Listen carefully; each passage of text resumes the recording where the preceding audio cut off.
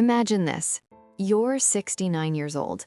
A modest beach cottage sits on a quiet stretch of coastline, white clapboard siding weathered by salt air, a small porch with two rocking chairs facing the ocean, wild dune grass swaying like old friends. This house wasn't bought, it was inherited from your parents, who inherited it from theirs. Every summer of your childhood was spent here. Bare feet on warm planks, the smell of sunscreen and fried clams, your mother's laughter mixing with the crash of waves. You raised your only daughter, Emily, running between city life and this sanctuary. After your husband passed 12 years ago, you moved here full-time. The house became your everything, your peace, your rhythm, your final chapter. Until the rhythm changed. Your daughter married Tyler 5 years ago.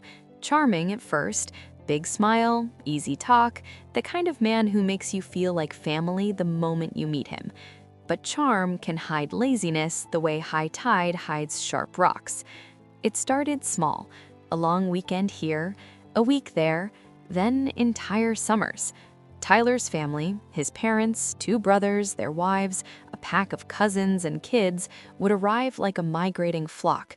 No knock, no may we, just cars pulling up, coolers unloading, tea towels slung over shoulders. They'd claim the main living room, the big deck, the best bedrooms. Rose, you, would be gently but firmly directed to the small back bedroom with the single window that faced the neighbor's fence instead of the sea.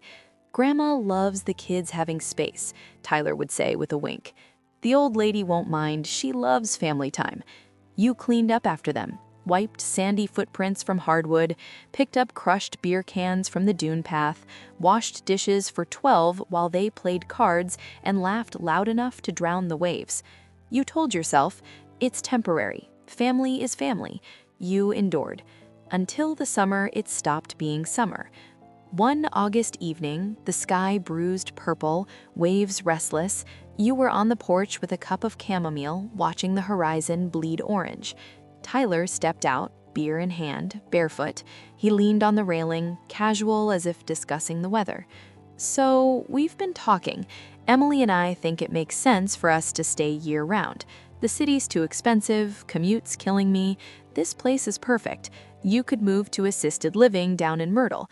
Nice facilities, activities, people your age. We'd visit every weekend. Emily stood behind the screen door. She didn't speak, she just looked down at her hands, twisting her wedding ring. You felt the air leave your lungs.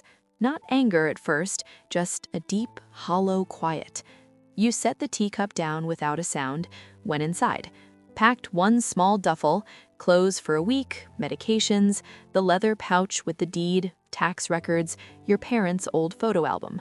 You walked past them both, no words, no scene, got in your car, drove 8 miles to the Sea Breeze Inn, a modest hotel with ocean view rooms and kind staff who remembered your name from years ago. Checked in, 1 room, oceanside. That night, waves rolled under your window like they always had. You slept better than you had in years. The next morning at 8:17, you called Margaret Ruiz, your old friend from the county clerk's office, now a respected estate and property attorney. "Rose," she said, voice warm but sharp. "What's wrong?" You told her everything. The years of free use, no lease, no rent, no contribution.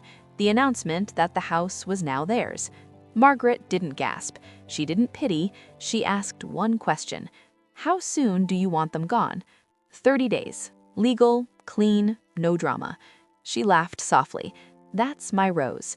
By 10 a.m., papers were drafting. Notice to quit, all non-owners and non-leasees. Termination of gratuitous occupancy. Demand letter for retroactive fair market rent. Affidavit of sole ownership, backed by 47 years of uninterrupted property tax payments in your name alone. Then the practical cuts. You called the HOA management office.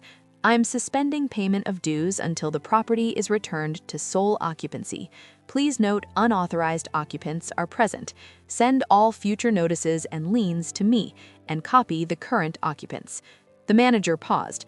"Understood, Mrs. Whitaker. We'll flag the account." Next, utilities. Electric, water, cable, internet, all in your name.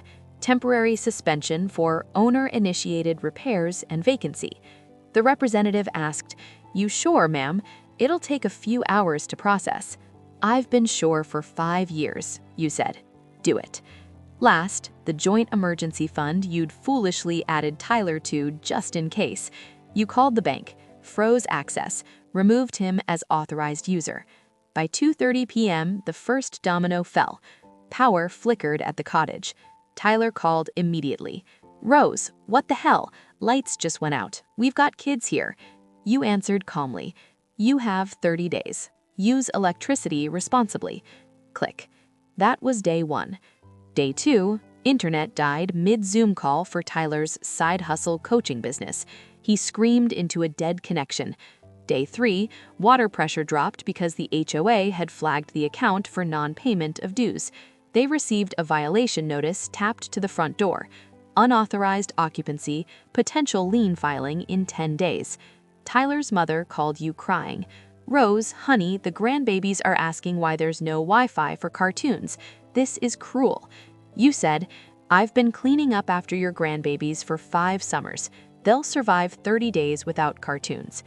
Day 7, Tyler tried the lawyer route, found a budget one who promised adverse possession could work. The lawyer reviewed the documents Tyler emailed, laughed, out loud, over the phone. "Son, your mother-in-law lived there continuously. She pays taxes, she never abandoned the property. You had permission she's now revoked. Adverse possession requires hostility to the owner's title. You were a guest, a rude one, you've got nothing." Tyler hung up, threw the phone across the room. Day 11, Emily came to the hotel alone, knocked softly. You let her in.